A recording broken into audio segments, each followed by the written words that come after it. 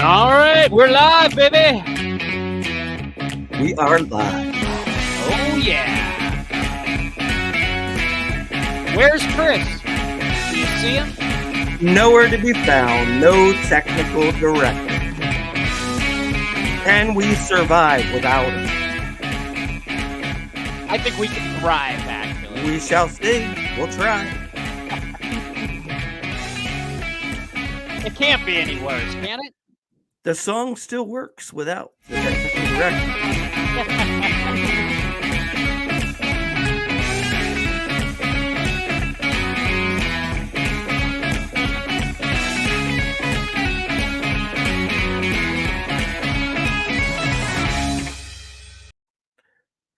All right. Welcome.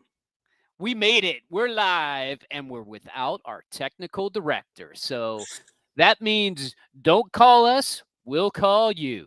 That is correct. No technical director, but you know what? The show does go on. Yes, it does. And of course, you know, the technical director says we will survive. Yes, we will survive, Mr. Technical Director. Yes, we will. Hope you're having fun on vacation. Enjoy those kitty cats wherever you are there, Mr. Klein.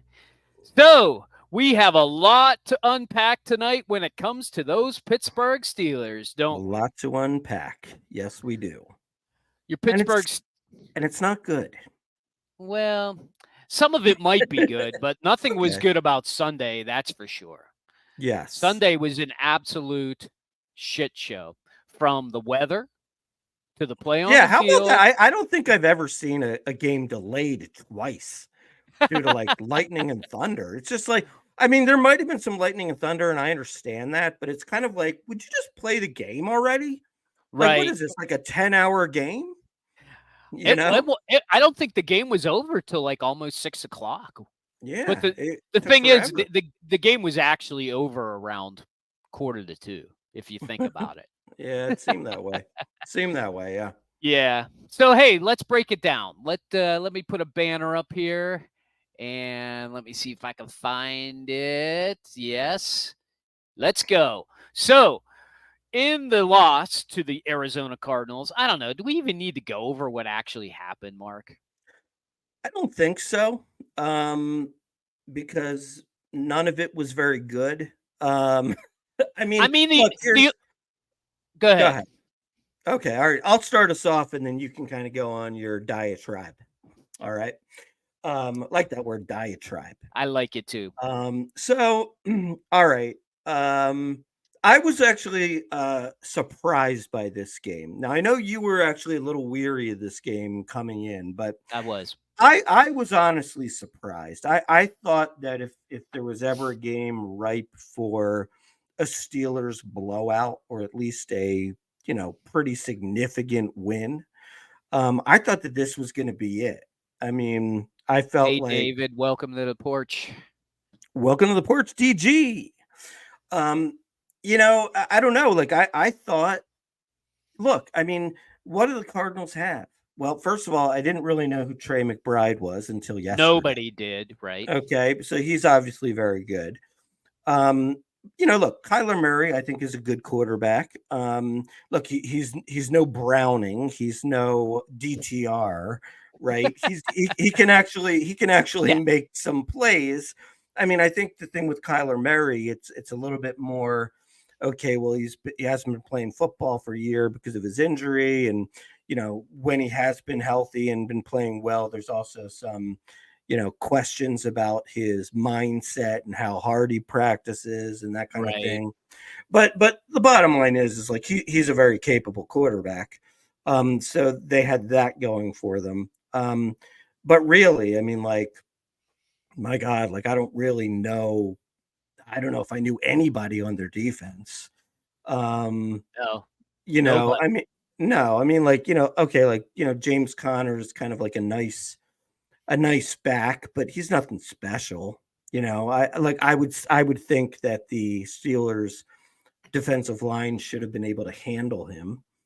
So I didn't really think that and look, the Cardinals won 2 games or 3 games. Was it 2 or 3? I don't know. 2 2. coming into today. Yeah, they only Yeah, had wins coming into yesterday. right. So I mean, I pretty much figured they don't have much, and if the Steelers get on top of them early, they will sort of, crawl into a ball and, fade away. Right. But somehow that didn't happen. Well, what ended up happening was, when they had that ball 4th and 1 right after Pickett went down with his injury, right? Mhm, mhm. That was it right there. Like I actually totally agreed with the thought that you should go for it there on 4th I down. agree too. Yeah, You, for you're sure. you're playing against the Arizona Cardinals at home. You only need 1 yard. The only question to me in my mind on that play was, why do they insist on running that play out of the friggin' shotgun? Like, Right, that right. makes no sense to me. Like, you're totally It taking doesn't. away the ability for the quarterback to say, you know what? They only have one guy here on the line. If I just sneak this in, I can get it in, you know? Right. Or you take away the play action, Right. You you take know? away the play action. Right. So I mean, it just doesn't make any sense. Doesn't make any sense to me. No, Um, it really doesn't. I mean, and then after that, it's like, okay, so what? So they stopped them. They got the ball on the 1. The Steelers defense will definitely get a 3 and out. And what do? 99 yards later, they're in the end zone celebrating a touchdown, and it's a 14-point swing. I mean, right, right. that's it. Yeah. That was it. That was ball game right there. I mean, they never actually recovered from that loss, from the fact that Pickett got hurt and then he was out, and then their inability to they just really stopped running the ball after that. Right. They were in we have to do something better. And let's face it, after they came out in the second half, and then after the long halftime because of the weather Right. delay. And then Mitch came out, and then Mason Cole. By the way, Mason Cole's been making those hikes short all season long. Mhm, Like, this mhm. is nothing new for Mason Cole. It wasn't like one of those things like, well, it was because Mitch was in there. Mason Cole has been short hopping them to Kenny Pickett all year long. And Right. Mitch, did you see the way he botched that though? Oh, yeah. Yeah. I mean, it I was mean, he stopped it, and then it was like underneath him, and he turned around, and then he kicked it. kicked it. He It kicked it. was Yeah. I mean, it was the dumbest fumble I think I've seen a quarterback have in a long while, in a very it long was, while. yeah, it was pretty bad. It was pretty bad. I mean, yeah, the whole thing was honestly just surprising. And I mean, I thought that, the play calling would have been better, and I didn't really think it was a heck of a lot better um, this week. I did think it was better the week before. I mean, what happened to the Fryermuth plan? You know, Right, right. Well, he and didn't. and what happened to the whole offensive scheming plan? I mean, it just went out the Uh, window. And then on top of that, your special teams let you down. I mean, Killebrew, who's normally a pretty good cover guy, runs into the punter. He gets mhm, another penalty on a 15-yard out of bounds play. I don't even know what that mhm. was about.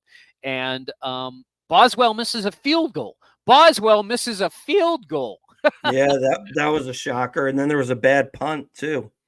Oh, You know, right. But those happen once a game. That's not actually out of right, the right, ordinary. Like right, like that guy is unbelievable. Like, he can launch a 70-yarder, like, right, and it'll have a hang time of like 12 seconds. And right, then he'll shank one off the side of his foot, and he'll be kicking it at the 10-yard line, and it'll go out, and they'll get it at the 35-yard line or something like that. So, right.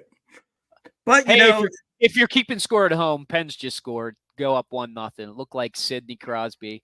By the way, I called a big Sidney game tonight, so I'm mm, happy to see Sid gets on the board in the first period. And no, it was not a power play goal. Sorry. Let's move back to the to right our after the power play.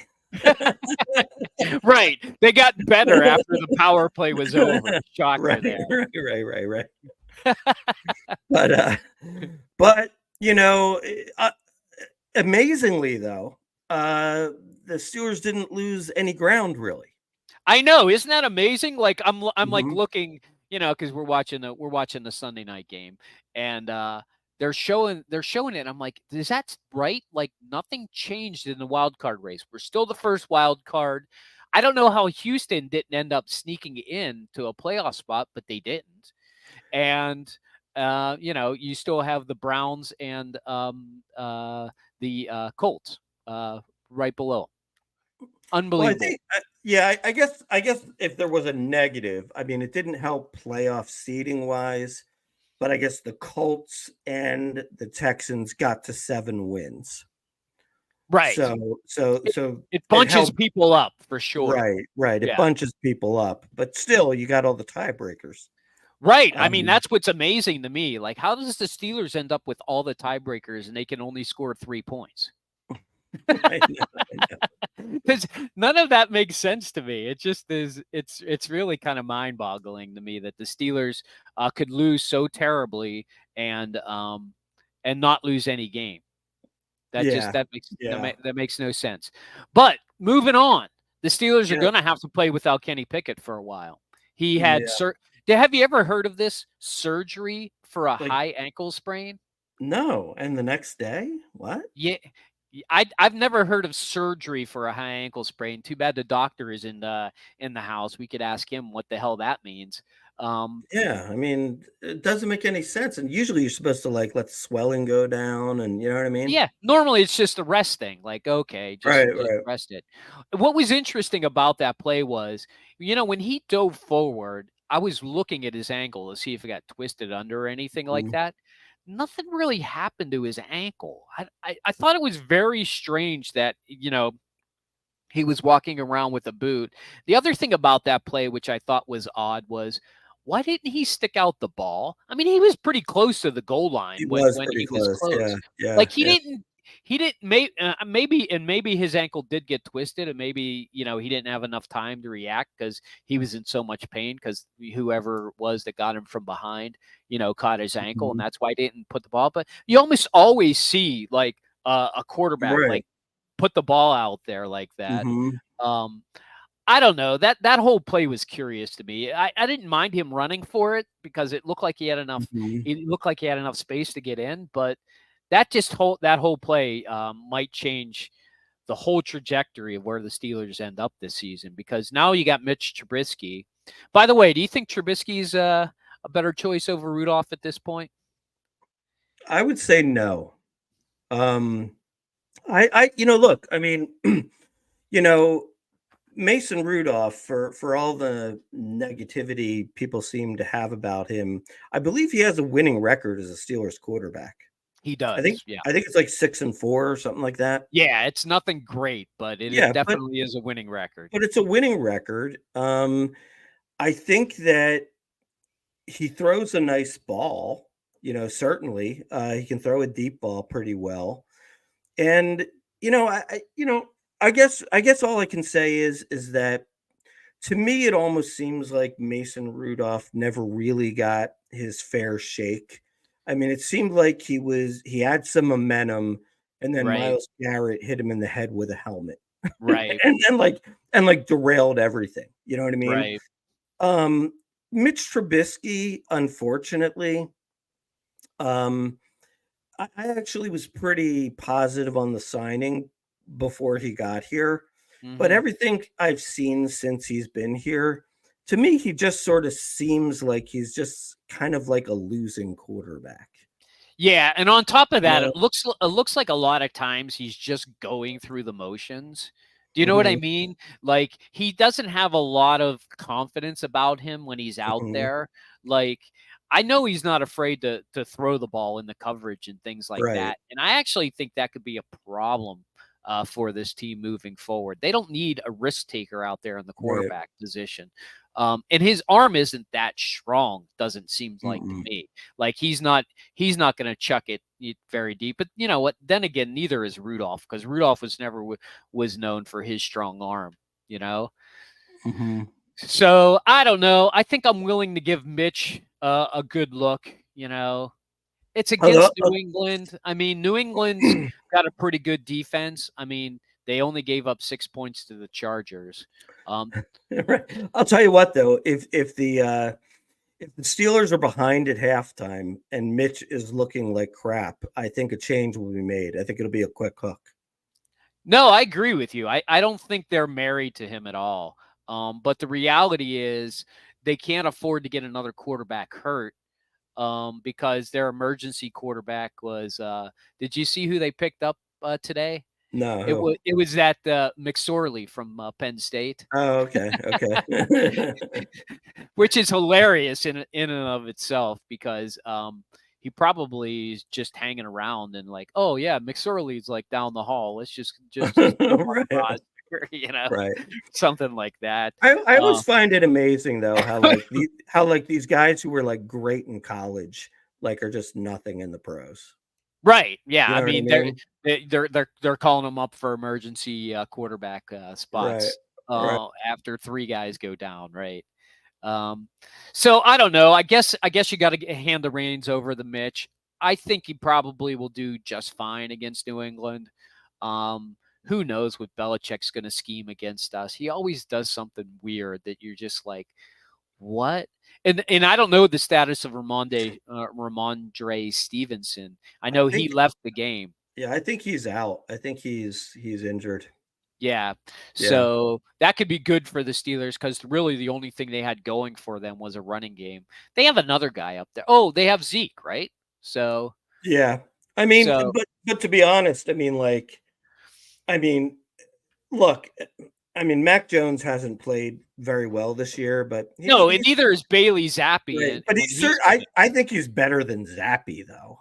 You I know? don't know, man. They're both really. I think Mac Jones does make a lot more mistakes than Zappi Oh does, yeah. but Zappi is a turnover machine himself. I mean, Hmm. I think they just struggle to not throw interceptions, and that's good for the Steelers. I think they're going to need a little help, when it comes down Hmm. to it. Let's see what David's got to say here. Yep. David said DG. Ben never helped Rudolph. Trubisky seemed a little lackadaisical, especially on that fumble. Yeah, that fumble was ridiculous. I agree with you, David. I think that Ben never helping Rudolph just derailed him from the beginning, and that's what Mark I think was alluding to. Yeah. So maybe he does deserve it. I mean, it is Christmas time. There is this Yeah. guy called Rudolph who saved Christmas. Yes. Maybe he could be our Rudolph. Right. Put a nice little red nose on him and put him out there. What do you think? I go back to it all the time, but I happen to go see Oklahoma State with Mason Rudolph play against the Pitt Panthers on a day where Mason Rudolph threw for 500 yards and they sat him down in the fourth quarter. And like five touchdowns. And I was just like, I remember watching that day. I'm like, holy crap. I'm like, this guy's an NFL quarterback. I'm Yeah, like, this guy can really sling it. And I liked that pick when they picked him in the third round. yeah. And I think for whatever reason, sometimes things just don't work out. Like had Ben maybe only played one more year at that time, and then he steps in as a starting quarterback the next year, maybe he's still the quarterback now for all we know. You know what I mean? Yeah, I mean, I who agree. knows? I think quarterbacks like that need to get into the right system. And let's face it, Right. as much as we've gotten rid of Canada and our offense is still struggling, the Steelers have an identity crisis when it comes to their offensive talent. I mean, Hmm. they just don't seem to be able to shake this inability to score points and get the offense continually moving in the right direction. It seems like no matter who is calling the plays, no matter who, now we're going to get a different look at a different quarterback. They just Hmm. can't seem to string like four or five great strings together, some plays where you're just going down and scoring, even if it's just field goals at this point. It's like Yeah. you get a field goal here, maybe in a few drives you might get a chance at a touchdown, and maybe, a few drives after that, after three more punts, you might have a chance at another field goal. You know, Right, it right. just there's no and I hate to use a Tomlinism here. There's no fluidity to their offense at all. Like Mhm. they couldn't get a third down yesterday for the life of them against the defense that had no name. I Right, mean, I mean, right. how many people are going to last in this Thursday night game when the New England Patriots only gave up 6 points and lost, by the way? And Right. the over under for this game is something like 29 points. Like Yeah. how the I'm surprised it's not 10. well, it probably would be. And you know what? They could probably Yeah. take it the whole way down to like 16 or 18 and they bet Right. they would still get bets on the under, I'm guessing. You know what I Right. mean? Right, right, right. Yeah. Because I both mean, of these teams have no offensive talent and have an offensive philosophy of let's just take it easy, let's just get whatever we get, and if we run the ball, 40 times this game, that's fine with us. yeah, yeah. I mean, and then I think the other thing too is unfortunately, I think it's kind of turning out that Kenny Pickett seems to be pretty injury prone. It's happening, over and over again, whether it's concussions or a knee or an ankle sprain Yep. or a rib. It seems like it's something. And, sometimes there's just nothing you can do about that. Certain guys just get nicked up. Right. And David's talking about Rudolph looking good in training camp. My goodness, training camp. Remember how good they looked in training camp? Hmm. And everybody was like, this is the offense. We're going to score 28 points every game. We are so far from that team. It's unbelievable. But hey, Right. maybe if Rudolph can get us to score 21, 24 points a game, I promise you that he would continue to be the quarterback at least until Kenny showed back up. What did technical director have to say? Yeah, we were talking about the McSorley signing. Yes, Um, earlier in the show. Please yeah, tune in every night, every Monday night, 7:30, Chris. if you get here at 7:30, you'll Yeah. get all the insights to all Yes. the Steelers. That's right. Um, so yeah, so I think that going into this game against New England, they just have to survive it. They have to get a win, Yeah. really, when it comes down to it. At this point, and you know the way I've felt about this team all season long.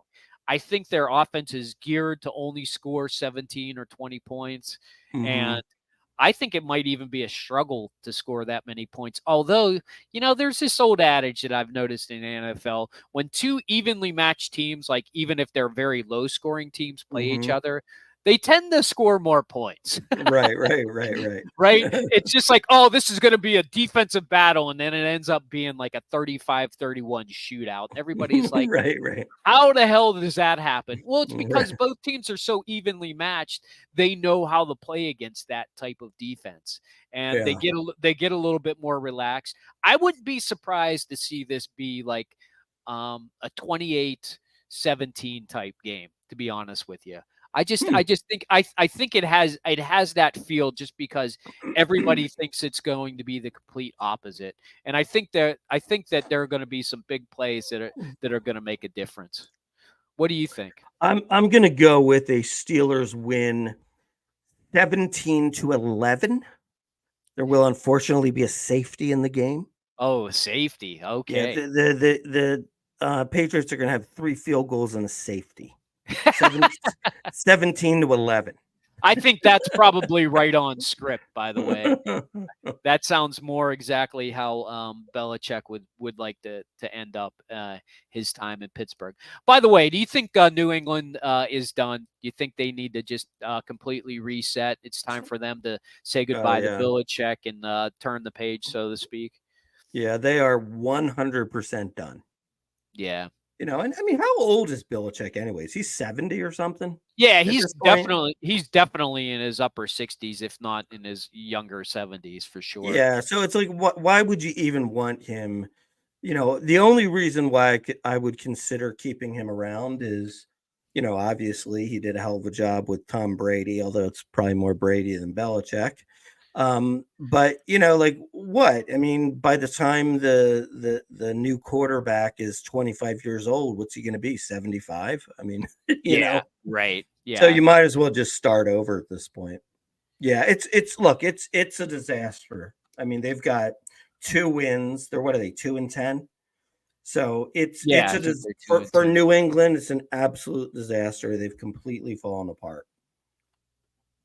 I agree with you 100%. Speaking of succession plans, what do you think the Steelers' succession plan is for their coaching staff? You mean, do I think you mean for the offensive coordinator? Um, and the head coach for that matter, because And the head I coach. think he's only signed through next year. Okay. Well, I think that look, I still think the Steelers are going to find their way to a winning record.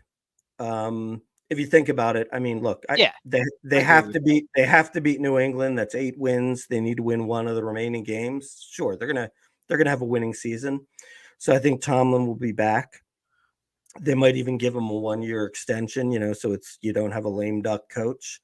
Um, I think for offensive coordinator, um, to me, it's looking like that,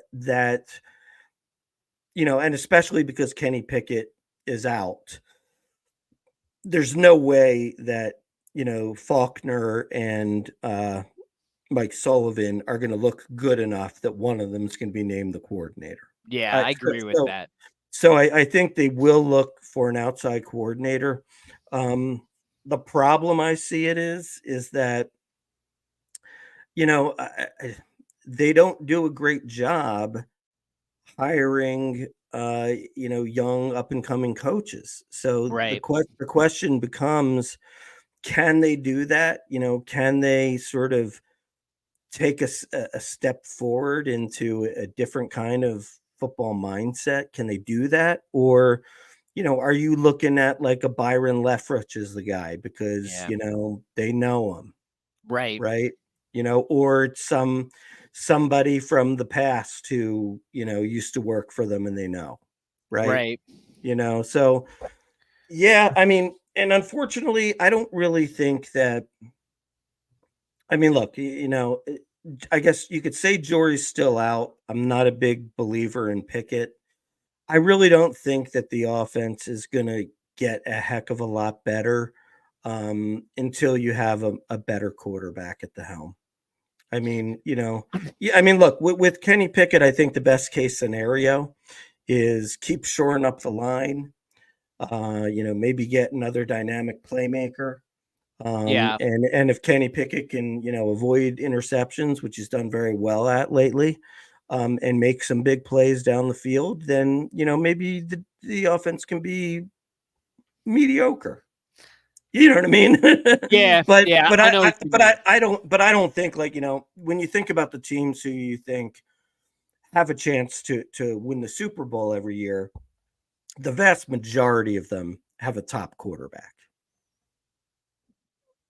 I That's agree. I yeah. agree. I agree with you there, and I noticed that you were staying off the third rail there when it came to the head coach and the succession plan with the head coach. But let's face it, the Pittsburgh Steelers have no idea what to do with their head coach at this point. You know, Hmm. so there's just really nothing they're going to be able to do until they can identify whether or not the head coach, that is Mike Tomlin, is the guy who's going to stick around. And as long as he has a winning record, I just don't see any reason that they would move away from it. And I just don't know how this team and this organization can go forward knowing they just have mediocre talent and will always be playing in that, 9-8, 10-7 Hmm. area for in perpetuity, really, when it comes down to it. Yeah, I think the thing that sort of holds the Steelers back a little bit, and correct me if I'm wrong, but I think they sort of care a little bit too much about what the public perception is. And what I mean by that is I don't think they would ever fire Tomlin because, with a winning record, because they would feel that the perception would be, how can you fire a coach that's never had a losing season? Right. Whereas other teams, for example, they could have a head coach win the Super Bowl a couple years ago and fire the guy. You know what I mean?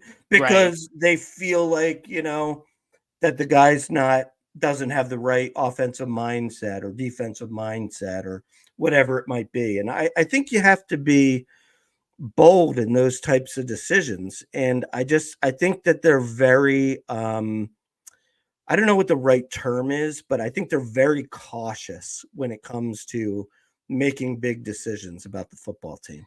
I just don't think they know how to make them because they haven't had to make them in a very long time, And Mm-hmm. I think that's the problem with the Steelers right now as an organization. How do you join the 2020s when you're stuck maybe in the 1990s? You know what I mean? It's Mm-hmm. like, how do you do that as an organization and not Mm-hmm. not move forward? I mean, really, that's the Yeah. problem I think with the Steelers overall as an Yeah. organization moving Like forward. like think about this. Like here's an example for you. Take like the LA Rams, right? The LA Rams went to a Super Bowl with Jared Goff. Okay. And then 2 years later, they traded him for Matt Stafford. Like, teams will make bold decisions, with the mindset of, hey, we need to do something to take this to the next level. And like, when we think about the Steelers, like, let's be honest. I mean, I have almost no doubt at all that Pickett will be the quarterback next year. Even though I think we all pretty much think that at best he might become a good game manager, you know? Yep. But he's going to be the quarterback next year because they won't make a move. They won't, like, for example, like what's something the Steelers could do? Well, there's a lot of good quarterbacks Right. coming They out could in go this get Kirk draft. Cousins. They could go get Kirk Cousins. They could do that, or they could trade their number one pick and maybe like the third pick and the fifth pick and move up to number 5 to get a quarterback. You know what I mean? Right. There's different things that they could do, but I just think the way they're built, I don't think either one of us sees them doing anything like that. No, they're very conservative when it comes to draft picks and staying put and home growing, their talent. Right. And there's nothing wrong with that, but they got No. to get better at picking talent in order to be able to keep it.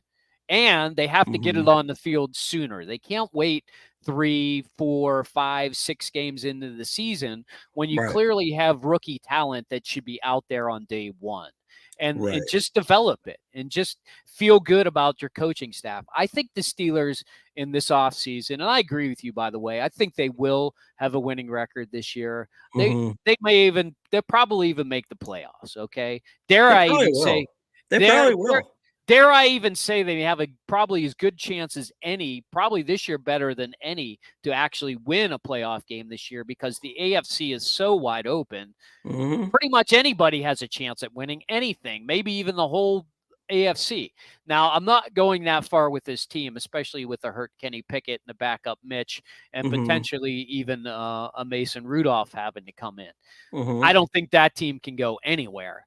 But Right. that being said, at the end of the season, when they look at it, they got to do something better with the small coaching staff they have. They have to Mhm. hire better brains. They have to say, look, we need an offensive coordinator with a better mind. We're no longer going to rely on a head coach that got hired in the 1990s. We're going to rely more on this coach that got hired in the 2020s, and let's try a new Mhm. philosophy around that, because Right. I think that's the only way the Steelers can move into the 2020s, if and have a better chance at having an offense that will have a plan B. I don't mind their plan A, by the way. I think their plan A of not making mistakes is okay. Clearly that didn't work on Sunday. They made too many mistakes. They played far too from behind. But they also have to have a plan B, which means, okay, when we're behind by 10 points or more, this is the offense we have to run. We have to, go up tempo. We have to make more chunk plays. We have to involve the tight end more across the middle. Mhm. And we've got to send, somebody deep on every play with the chance of it coming out. So Tim's asking, is there any chance that they may hire Big Ben?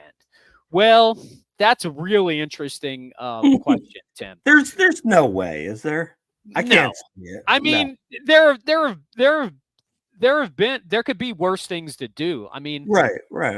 I would love to see Big Ben come in as a quarterback's coach, for example. Mm-hmm. I think he could really help out any of the quarterbacks they have right now. And I think he would certainly help Kenny Pickett develop his skills better and his reads and make smarter, quicker decisions. I don't think that would be a bad thing at all. But Ben doesn't want to do that. Ben doesn't want to coach in the NFL. I mean, he barely wants to coach Seneca Valley. So, I think he's perfectly content, making his millions off his podcast and sitting around and watching his son grow up. I don't blame him for that, by the way. So I don't think he has any strength left in him to be able to do anything like that. I think it's time to move on to our picks, Mark. All righty. Let me see. I actually did tabulate. Oh, did you? Our picks from last week. Yes. I kind of guessed because, Seahawks played the Cowboys and the boys won. And I think we all took the Cowboys. Yep. Chiefs played at the Packers. And I believe we all took the Chiefs. I believe so. Yep. So we all lost that game. And then it came down to the Texans and the Broncos. And I think I may have been the only one who took the Broncos. I believe you guys. Yeah. I think you guys took the Texans. So that made you 2-1, Chris 2-1, and me 1-2. And I believe that's the standings. So we actually kind of already talked about this for the last 36 minutes. But the first game that we are going to pick is going to be. Where is it? Picker. Is going to be Thursday night game. New England. And it is not Tom Brady against Big Ben Roethlisberger. It is not. Remember those days? Yeah, the good old days. I remember the good old days. Yep. Well, I am going to take Pittsburgh over New England. Reason being, you're playing against a team that has 2 wins. What could go wrong? And you're playing at home, so you got that. Right. I think the big difference in this game versus last week's game is they're playing at night, and everybody knows the Steelers love to play in front of those night crowds. I agree. I do think the Steelers are going to win. I actually think they're going to score 27 points. They're going to win 27-17. I had the Steelers winning 17-11. Safety for. Let's go on to Sunday night, a game that actually will have a little bit more action in it, I believe. The Eagles at the Cowboys for first. Well, it's not really for first place because I don't think the Eagles can actually get taken out of first place, even if the Cowboys win. They would just be a tie. It definitely is one of those games where you're saying, can Dak beat Jalen Hurts finally? Well, this may be as homer of a pick as I've ever made, but I just can't believe that the Eagles are going to play 2 duds in a row, being demolished by the 49ers. I just see them getting up for this game. And look, they're going to want to prove something on Sunday night. They're going to want to prove that, they are a contender for the Super Bowl. So I think the Eagles are going to come out pretty strong and win this game. I have them winning 35-31. And I actually think if the Eagles are going to win, they will have to score a lot of points. I just don't think they're going to be able to score that amount against Dallas in Dallas. But so I'm going to go with the Cowboys. All right. And the showdown for on Sunday will show the Bills at the Kansas City Chiefs. Well, I'll tell you what. I mean, this is a rough one. The Chiefs are really kind of reeling, like with the loss to the Eagles and the Yep. loss to Jordan Love and the Packers last night. Right. And I'll tell you what, I mean, look, I know, for those who watched the game late into the night last night, you could certainly say that there was there he is, the technical director. Technical director is Will coming he in for the will picks. he be screwing up the podcast? I don't know. But Yeah, he already has. So bottom line Have I is, already have I already messed this up? Yes, you have. That Valdez Scantling can't catch a pass to save his life, whether he's tackled or not. So the Chiefs, man, they can't throw a long ball. And the Bills, Josh Allen, they're desperate, and they've got a nice bye behind them. I'm gonna get crazy here. I'm gonna say Bills take this one. You like the Bills. Mm-hmm. Actually, the Bills is not a bad pick, to be honest with you, because you're right. Casey's reeling. I don't know what's going on with Andy Reid, but I think he might have lost a touch or two. I think his ability to call games anymore is flown out the window. I still believe that Kansas City has some magic going on when they play at home. So for that reason, I think, and the only reason I'm going to take them is because they're going to be playing at home. And let's just face it, they always beat the Bills. I know the Bills hate Kansas City for that. But and the Bills definitely got to run off some games if they want to even make the playoffs. So they're going to be pretty desperate. I just think Kansas City is going to have enough to overcome the Buffalo Bills. Chris, you missed 2 picks and you owe this one. So what do you got? Oh, just like that. He has wonderful job. Thanks for adding to the to the live stream. It's that salt air. It gets into everything down there and it just jams everything up. I can't. I'm out of here, boys. I'm not all right. I'm not gonna mess this up anymore. I'm out of here, boys. Yeah. I'm gonna take the Bills over KC. What are the other two, real quick? Bills. You're taking the Steelers or the Eagles over the Cowboys? Well, that would be the Eagles or Cowboys. Eagles or Cowboys. Steelers at New England. The technical director manages to mess up the show, and he's not even part of it. Steelers or New England. Let's go. All right, technical director. Sorry, boys. I'll talk to you. He's just what a train wreck. What a technical director.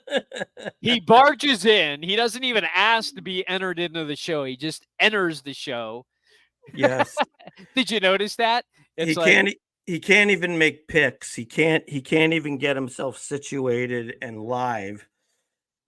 Woo! Although he did take the Bills. So he made one pick. You have company. We're just going to make the other picks for him. He'll take the Steelers, and I think he'll take the opposite of what we chose on the other one, which would be you know what? He hates the Cowboys, so he'll take the Eagles. You know what? I think he'd take New England. He's been very negative about the Steelers this year.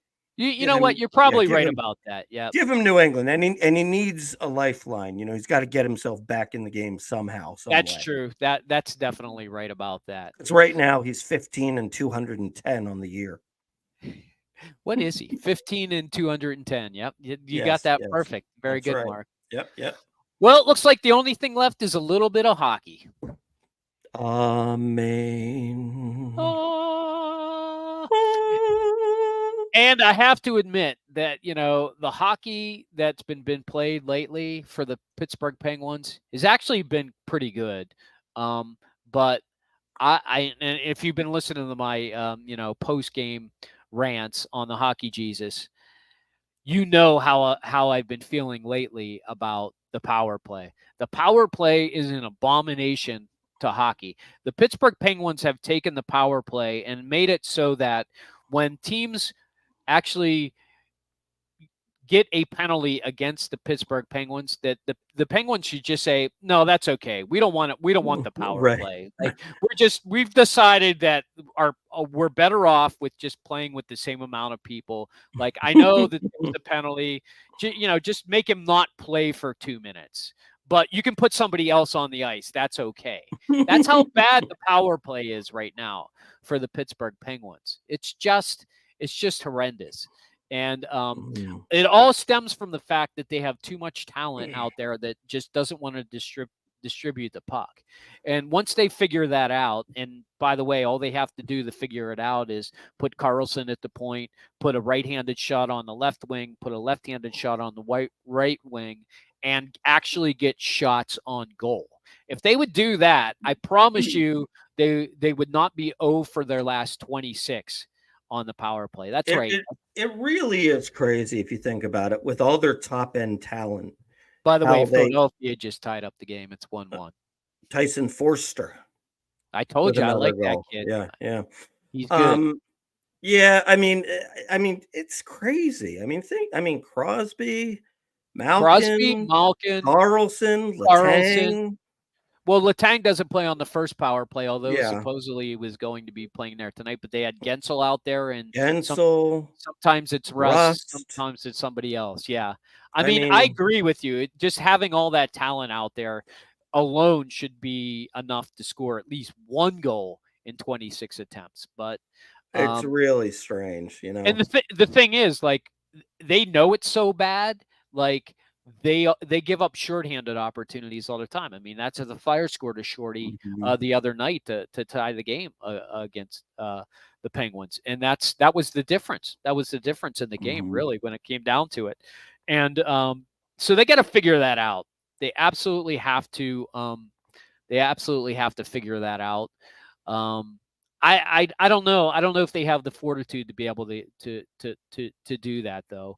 But the reality is, that's what the Penguins are going to have to do if they want to get off of this. Well, they actually on our points, believe it or not, the Pittsburgh Penguins are on a 4-game games streak. So if they get another loser point tonight, or maybe if they get a win in Philadelphia, that's 5 in a row where they scored points, which seems incredible because they actually haven't been playing that great.